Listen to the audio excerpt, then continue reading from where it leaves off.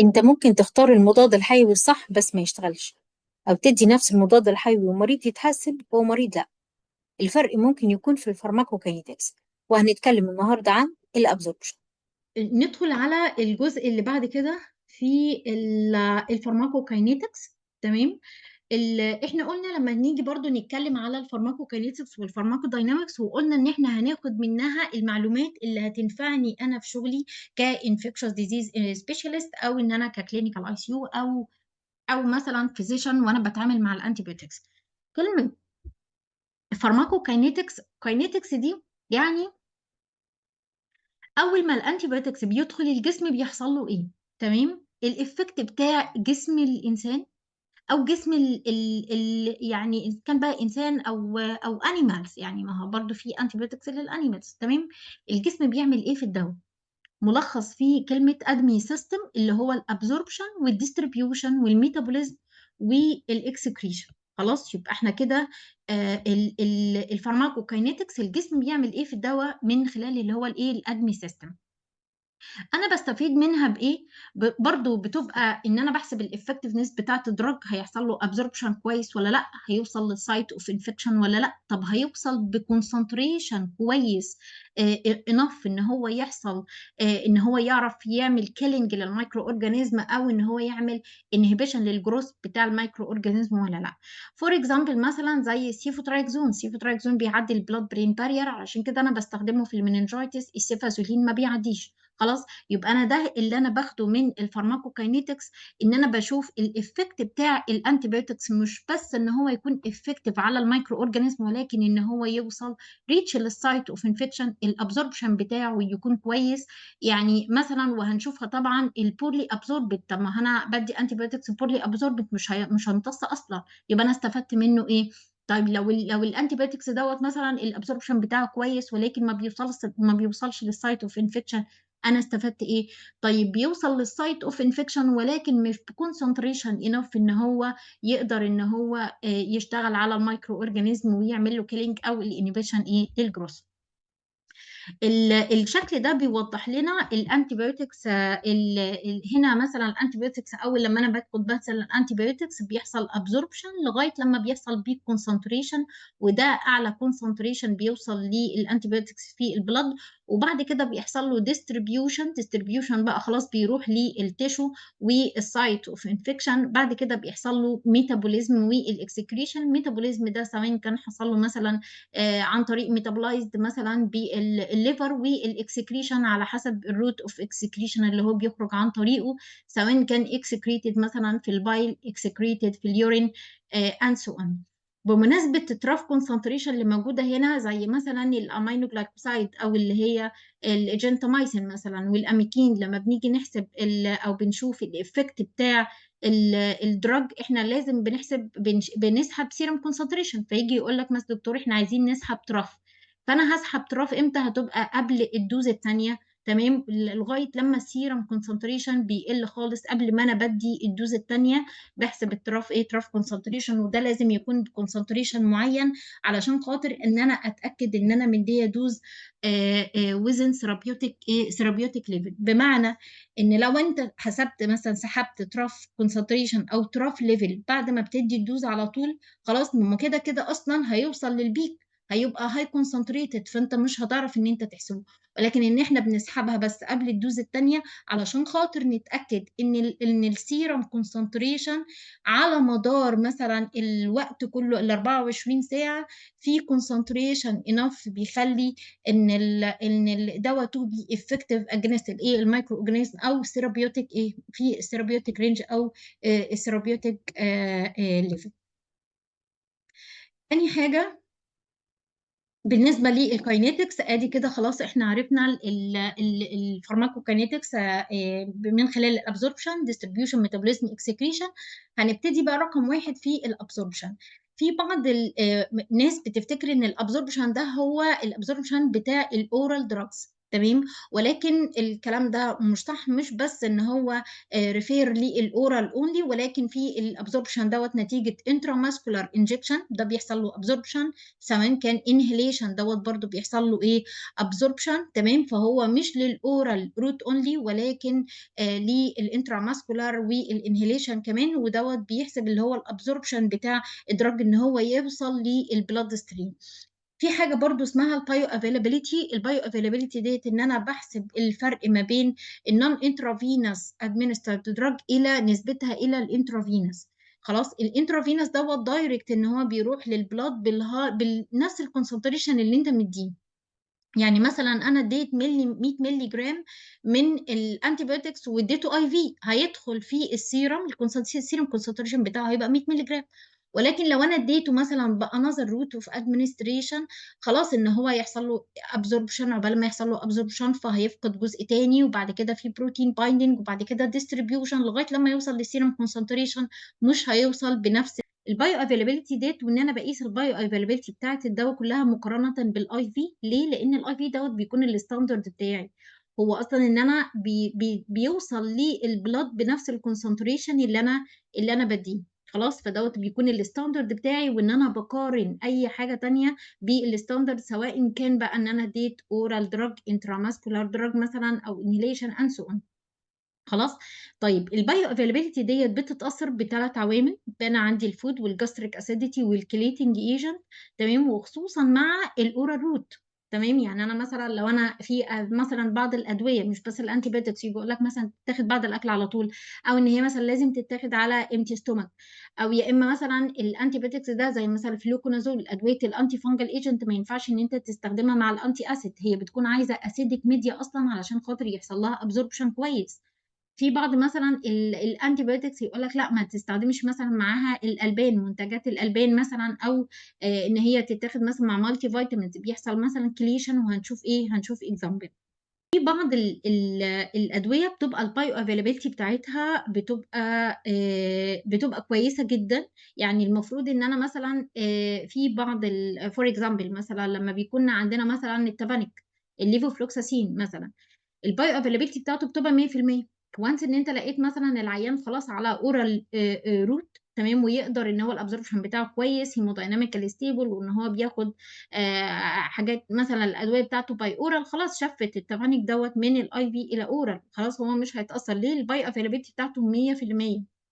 الabsorption بتاعه بيكون قوي جدًا وكويس جدًا، فأنت خلاص مش تقلق إن أنت إن أنت كده نزلت بالدوز، خلاص.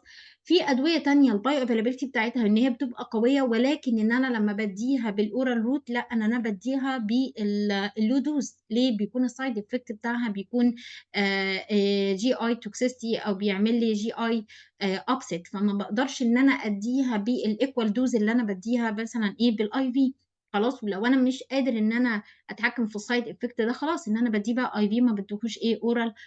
ومع برضه to be considered إن الIV ده IV مشاكل طبعًا الIV بيكون source إن أنت ممكن إن أنت تدخّل infection للpatient. طيب، استخدموا برضه الخاصية دي في بعض الantibiotics اللي بيكون الbio availability بتاعتها 0، خلاص، يعني معدل امتصاصها ما فيش خالص، يعني ده أنت كده مثلًا لو مش هتروح للblood أصلًا، مش هيحصل فيه serum concentration، مش هتوصل للsite of infection عشان ما بيحصلهاش absorption. علشان كده بعض الأدوية ديّة إن أنا ما باستخدمهاش خالص ك systemic treatment، إلا إذا في حالات الintra abdominal أنا باستفيد إن هي بتنزل الintra abdominal ما بيحصلهاش absorption، أو الabsorption بتاعها بيكون very poor، فأنا باستفيد منها بس في علاج الintra abdominal infection.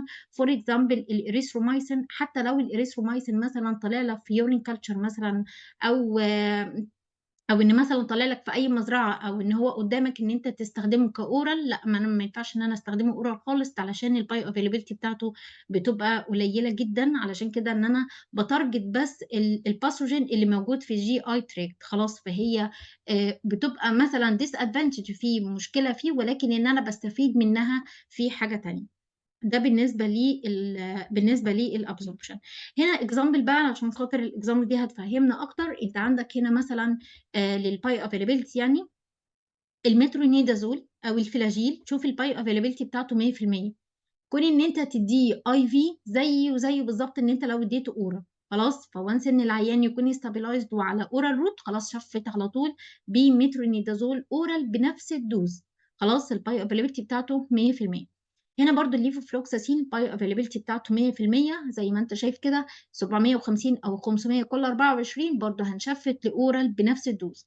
اللاينوزوليد برضو شوف يعني ازاي فوكس ده برضو الاي في الاورال الاتنين واحد، الفلوكونازول الاتنين واحد، الدوكسيسايكلين الاتنين واحد. لو تلاحظ هنا في السيبروفلوكساسين الباي افيلابيلتي بتاعته 80%، يعني قلت شويه. خلاص لما تيجي بقى تبص على الدوسز بتاعته بالاي في 400 كل 12، ولكن بالاورال 500 كل 12، عالي بالدوز شويه بتاعت الاورال علشان خاطر يوصل للبايو افيلابيلتي زيه بتاعت الايه بتاعت الاي في. هنا مثلا البايو افيلابيلتي هنا هاي بايو افيلابيلتي ولكن different intravenous oral doses. الاكزامبل الشهير في الحاجه زي كده هو اليوناسين، الامبيسيلين سالباكتام. لو تلاحظ ان اليوناسين اي في احنا بنديه 1500 كل 6، واحد ونص كل 6، صح؟ ديت الدوز بتاعت الاي في. طب لما تيجي بقى تشفت اليوناسين دوت لاورال، مش هتشفت برضو الواحد ونص كل 6، احنا عمرنا ما شفناها طبعا. تمام، هتشفت ليه 750 كل 12، 375 كل 12.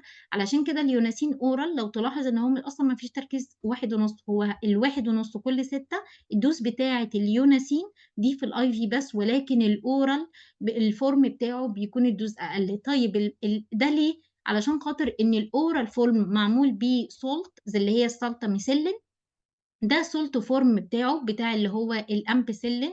تمام، السولت فورم ده بيخلي الكونسنتريشن بتاع الانتيبيوتكس بيكون هاي كونسنتريشن ان بلود. تمام، فعلشان كده ان انت مش محتاج ان انت تاخد الواحد ونص كل 6، ولكن لو انت خدت 750 كل 12 هو هيكون افكتيف زي الدوز بتاعت واحد ونص كل 6.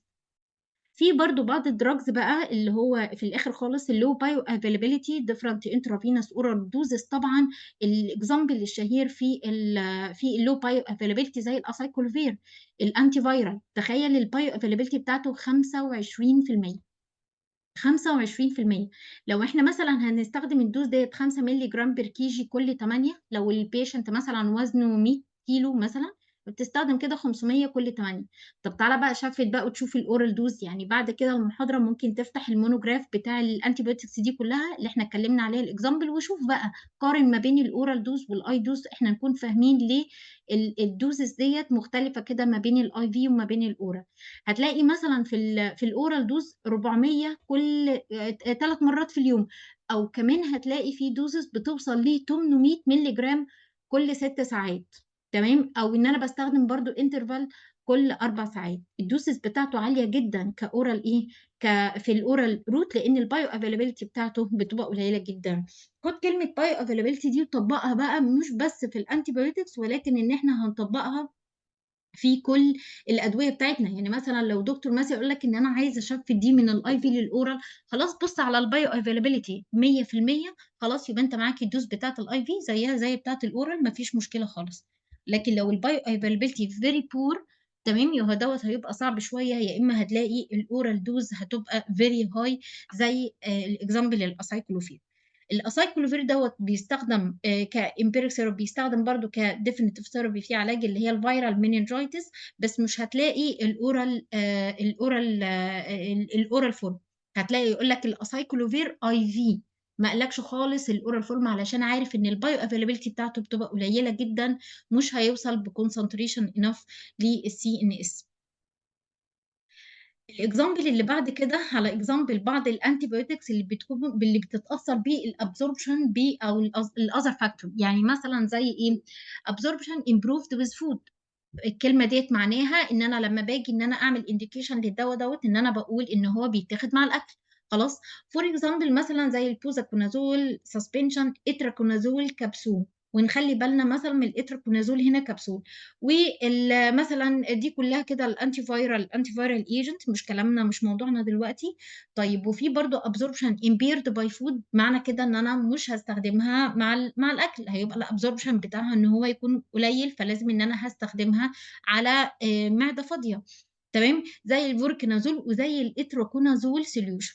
خلاص، يبقى انا عندي هنا الاتراكونازول كبسول، لا عادي ان انا بديه وسط الأكل عادي أو مع الأكل عادي، ولكن الإتراكونازول solution لأ، أنا دوّة كده لازم إن أنا أدّيه على empty stomach، وأنا جايبة لكم هنا برضه الmonograph بتاع الإتراكونازول هتلاقيه في الadministration.